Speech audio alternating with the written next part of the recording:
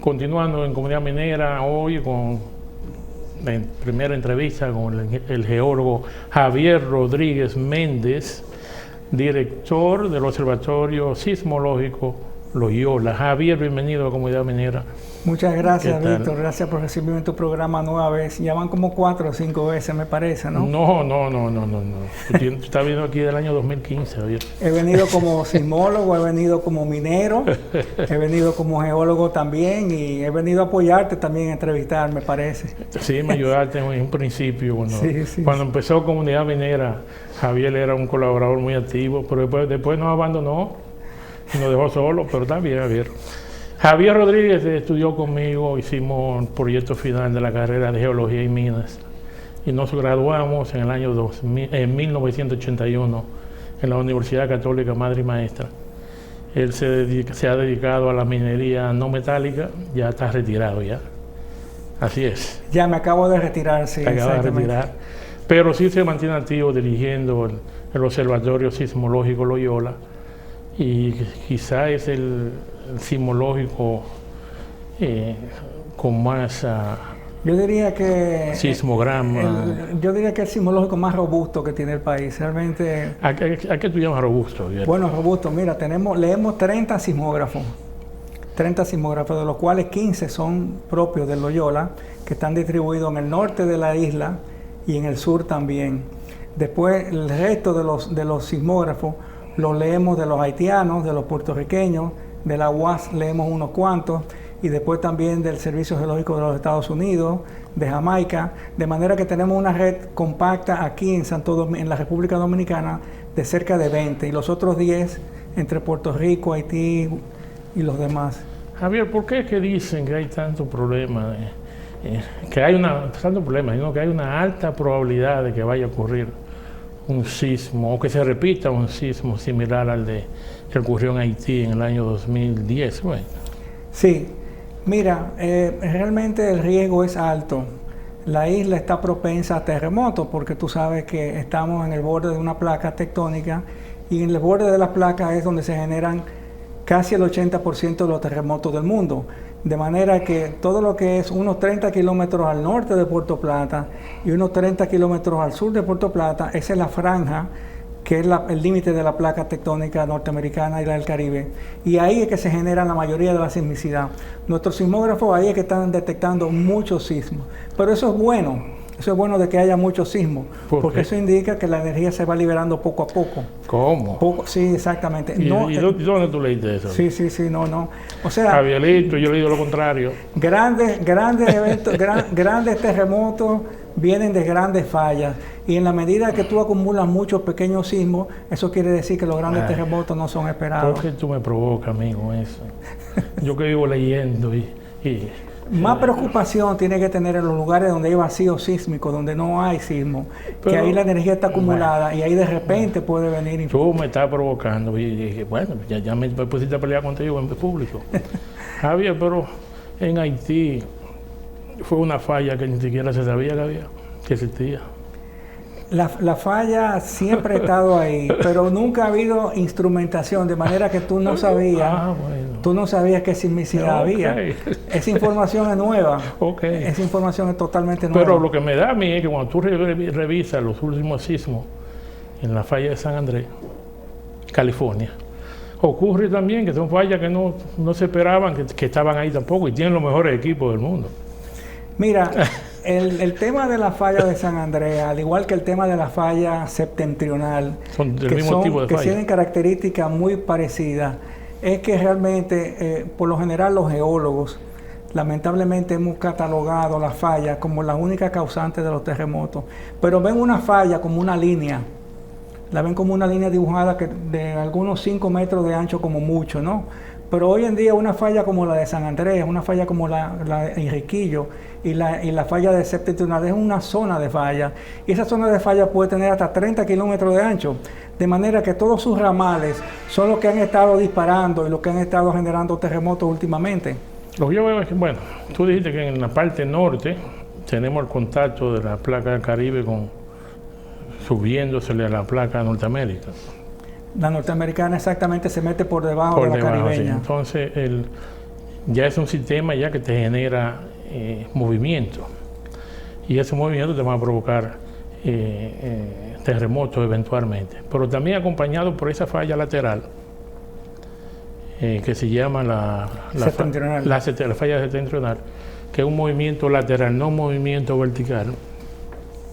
Principalmente es lateral. O sea, son dos entes que pueden provocar sismos de alta magnitud. Tengo yo entendido.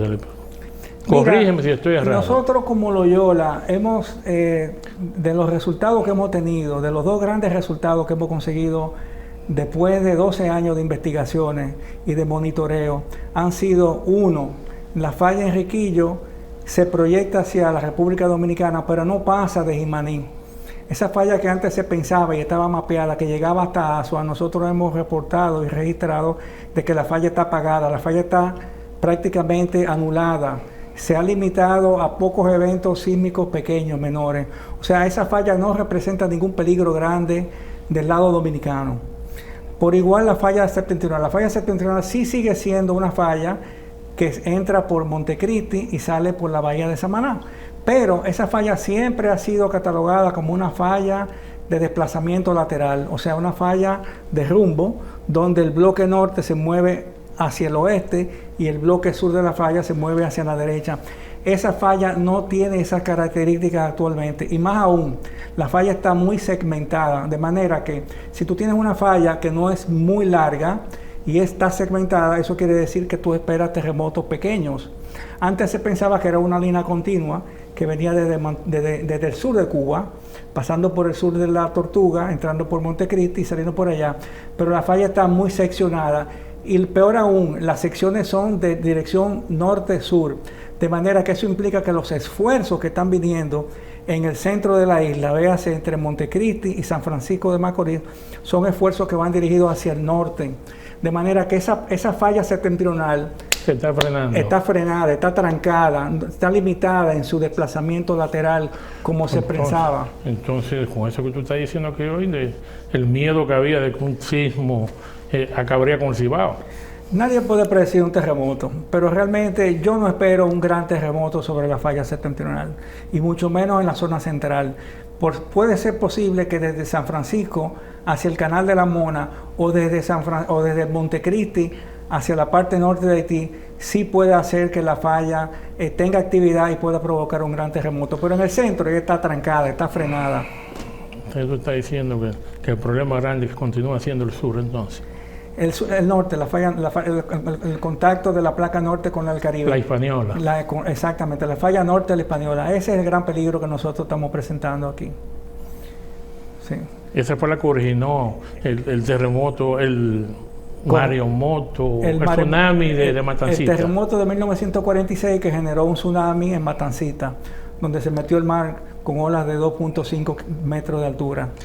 Lo que yo veo, Javier, es que en el pasado, cuando revisamos los terremotos históricos, vimos que ocurrió en Asua, hubo un sismo que destruyó Asua completamente.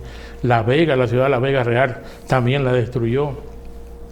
En los años 1500, tengo entendido, si la memoria no me traiciona, y tuvo que ser reubicada en la época de los españoles. Y por ahí no hay ninguna falla que tú la pudieras relacionar. Sí, mira, Víctor, realmente sí, el que destruyó Santiago y La Vega en el 1562 se le atribuye a la falla norte de la Hispaniola. ¿Por qué no a la septentrional que pasa por ahí? Porque han hecho paleosísmica, donde con zanjas y con métodos de radiocarbono para fechar la roca, han determinado de que si el último sismo que hubo afectando esa falla, la septentrional, fue en el 1200, o sea, hace 800 años, de manera que el de 1562 no tiene evidencia. Entonces, por descarte, se asume que fue la falla norte de la Hispaniola, en profundidad, que generó ese gran terremoto. Lo que yo veo en eso es que debió haber destruido la Isabela, que ya era una ciudad en esa época, en Puerto Plata. La Isabela está... Ahí fue que se hizo el primer asentamiento español. Sí, pero yo entiendo que la Isabela no duró ni 15 años ahí. Los españoles se movieron hacia el sur por el tema de los puertos, del acceso, y buscando el oro se fueron hasta Concepción de la Vega. Ahí duraron unos 20 años hasta que los españoles se fueron para Perú, a México, buscando mejor vida, porque el oro aquí se acabó prácticamente. El oro de los ríos, el oro fácil se acabó. El que se quedó fue en La Veta, en ese sí se quedó, como Barre, como la Cordillera Central, pero aluvionalmente el oro desapareció, aquí se acabó el oro. Por eso los españoles se fueron. ¿Por qué?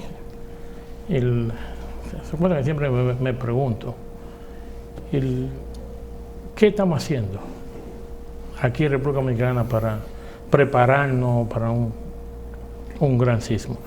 Mira, ya sea del norte o ya sea del sur, ¿estamos preparados? No, yo entiendo que yo no diría demasiado, porque es abusar realmente para un país del tercer mundo decir que estamos preparados, porque ni Japón diría yo que está preparado, ni los californianos tampoco.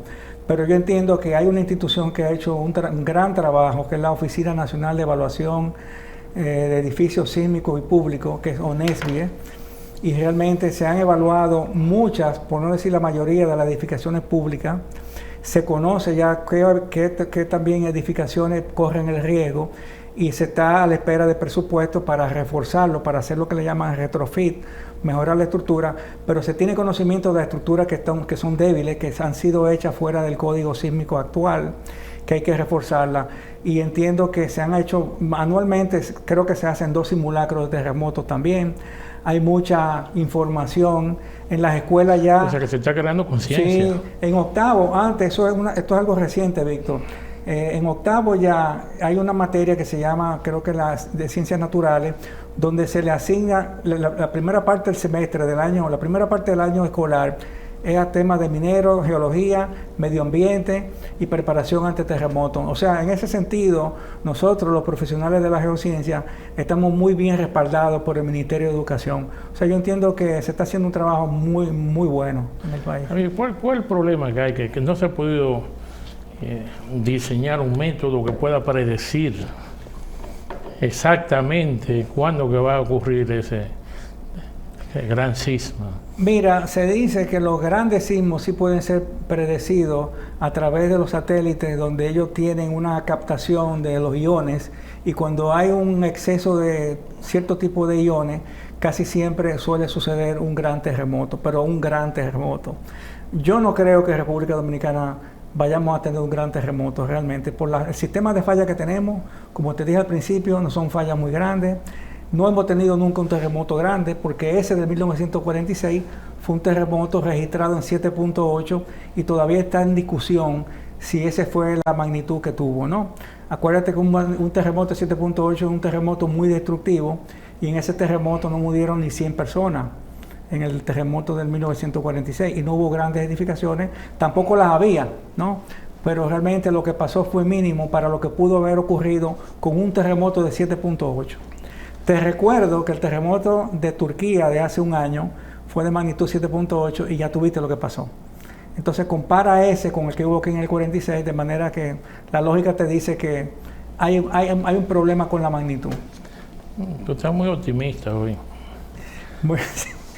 Bueno, yo hago el papel de realmente ¿cómo decir?, de desescalar los grandes riesgos que aparentemente la gente quiere experimentar. Hay mucha gente que son realmente sensacionalistas. Yo no soy sensacionalista. Pasa, Javier, que después que vimos lo que pasó en Haití, que picó tan cerca de nosotros, ya eso crea un gran temor, aunque uno quiere evitarlo. Pero Haití, tú sabes que tiene condiciones muy diferentes a las nuestras. El nivel de edificación... ¿A dónde? En Puerto Príncipe. Javier, pero si tú vienes y te metes en los barrios aquí de Santo Domingo, bueno, ¿qué se respeta? No hay diferencia con lo que se había en Haití. Me preocupa un poco ciertos barrios, es cierto, tienes razón ahí, pero no lo compare todavía como Puerto Príncipe realmente, donde las edificaciones son muy precarias y donde no se cumple ningún tipo de código sísmico. Aquí algo se está haciendo, por lo menos la ingeniería regulada, entiendo que ese es el problema, que en los barrios no hay ingeniería regulada. Bueno, ¿y qué vamos a hacer? Lo mismo pasa con los huracanes y las tormentas y las inundaciones. O sea, ¿qué vamos a hacer con eso? La gente lo sabe y sigue así. ¿Y qué podemos hacer? Javier. La necesidad, exactamente. Como dicen, la necesidad de hereje. O sea, ellos saben el riesgo que se están tomando, pero no tienen recursos para hacerlo mejor. Sí, eso es cierto, por ese lado sí. Pero sí, ¿y qué tal ustedes trabajan también en conjunto con el Servicio Geológico? Tenemos un proyecto que está haciendo pininos ahora, porque el Servicio Geológico tiene 10 unidades, 10 instrumentos que miden aceleraciones, donados por el gobierno japonés. Nosotros como Loyola lo estamos asistiendo a ellos a rehabilitar esa red de 10 acelerógrafos en diferentes partes del país para medir las aceleraciones cuando tengamos un terremoto grande y saber entonces cuál es el modelo de atenuación que deben tener los suelos nuestros y saber qué aceleración esperar en cada uno de esos lugares. Javier, cuando tú reportas en el Observatorio Sismológico Loyola, todos los meses haces unos reportes de la cantidad de sismos que ocurren a partir de magnitud 3, ¿no? No, desde que se registra en el sismógrafo, que puede ser 0.8, 0.9, todo eso lo subimos a la página. Cualquier evento que tenga ubicación y profundidad se sube a la página, no importa la magnitud. Y ahí noto yo en los reportes, que lo reviso cada vez que tú me lo envías mensualmente, de que los focos donde ocurren más temblores de tierra vive cambiando constantemente. En un mes le toca la parte norte, en otro mes le toca el este, y yo trato de conseguirle como alguna lógica estadística a esto, porque es impredecible hasta en eso. Es una sismicidad migratoria, es cierto, pero siempre va a haber un estándar, fíjate bien. Debajo de la Sierra de Bauruco siempre hay sismicidad, y debajo de la cordillera septentrional siempre hay sismicidad. Cierta sismicidad abunda en la zona de Ocoa, al norte de Baní, ¿no? Ahí donde la falla Bonao, la Guácara Bonao gira, ahí hay mucha sismicidad también. Y siempre va a haber mucha sismicidad entre Santo Domingo y Boca de Yuma, o sea, o La Punta en Cabo Engaño. Pero esa sismicidad es profunda siempre. O vamos a decir intermedia, porque a los sismólogos no les gusta que le hablen de profundidad. ¿A qué llaman un terremoto de poca profundidad? ¿Cómo es la clasificación? Bueno, de que el epicentro usualmente por debajo de 30 kilómetros son terremotos corticales, y son los que más daño hacen. Más cerca, más daño. De la superficie. De 30 a 150 kilómetros son terremotos intermedios, que son lo que vienen sucediendo en la isla, debajo de la planicie oriental, lo que te decía, entre Boca de Yuma, La Romana, San Pedro, Santo Domingo, hay mucha sismicidad profunda. Entonces, fíjate que la curiosidad es que si la placa norteamericana se mete por debajo de la caribeña a todo lo largo y ancho de la isla, ¿no? ¿Verdad? Fíjate que debajo de la cordillera central no hay sismicidad profunda. No. ¿Qué te dice eso como geólogo? Respóndeme tú. Yo estoy retirado ya, Javier. No me complique la vida, mía. Eso quiere decir que tenemos una corteza muy gruesa y realmente la placa norteamericana está trancada ahí abajo, realmente. Yo sé que tú lo sabías. Dale emoción a esto.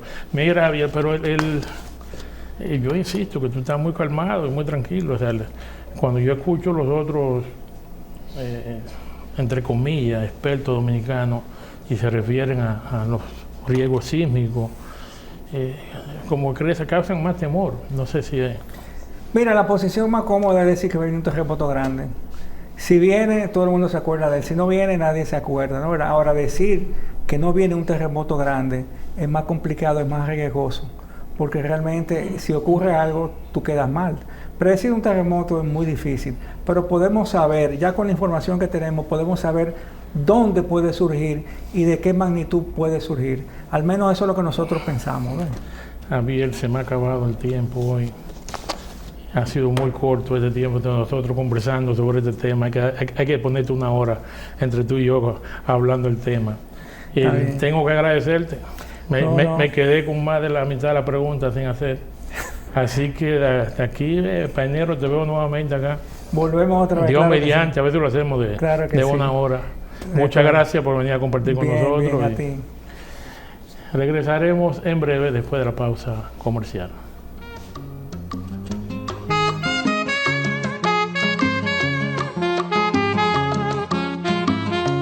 Comunidad Minera.